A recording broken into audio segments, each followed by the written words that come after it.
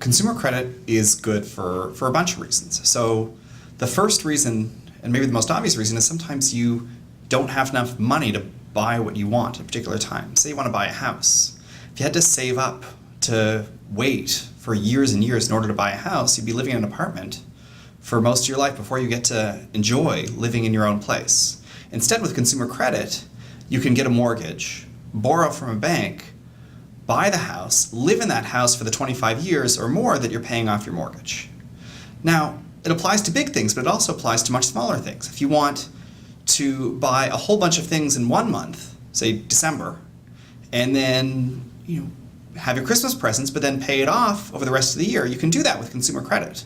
Otherwise, you'd have to get ready and save up, and you couldn't buy maybe that thing you want to buy for your spouse or your kids or your parents just because you didn't have the money in advance, even though you know you'll have the money in the future. Consumer credit is a blessing. Consumer credit cards offer consumers access to unsecured credit that's accepted around the world by literally millions of retailers, and they also offer consumers with a host of benefits: fraud protection, travel insurance, car insurance, reward programs, etc.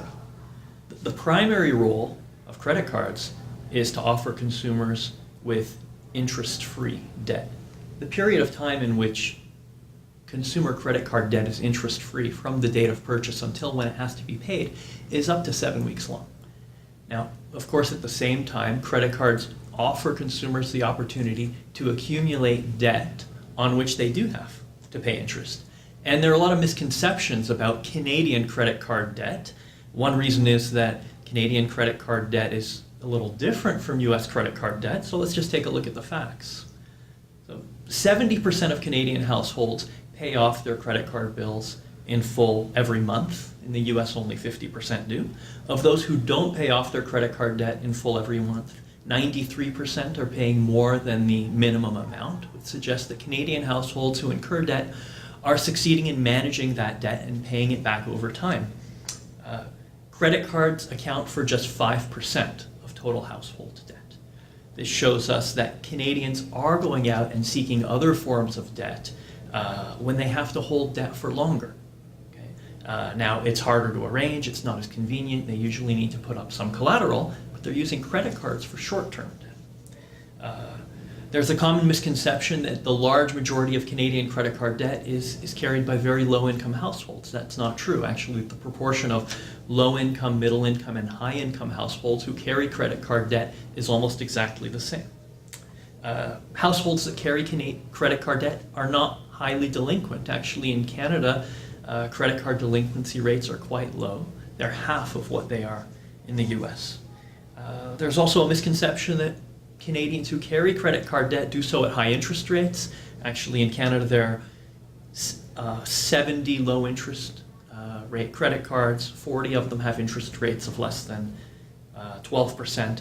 A significant proportion of credit card debt is carried at 0%, and those 0% introductory rates are available for up to 2 years. So overall, credit card debt offers Canadians an opportunity to carry debt for short periods of time at reasonable interest rates, and Canadians are managing to pay it back relatively quickly. I definitely think consumer credit is a curse. We have known from lots of literatures or research findings that people have trouble managing their credit, and they overspend, and they don't think about how to pay back their debts, especially when they use credit cards or electronic payment methods.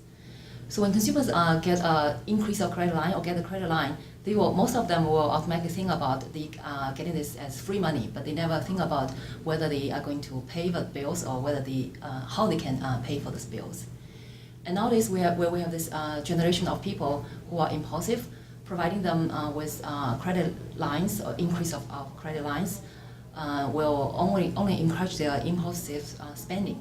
So if you provide people with those credit lines and make it easy to overspend, you will create a situation where people have lots of immediate consumptions and do not really think about how they can repay their bills or to make their ends meet. So I would say it is a curse.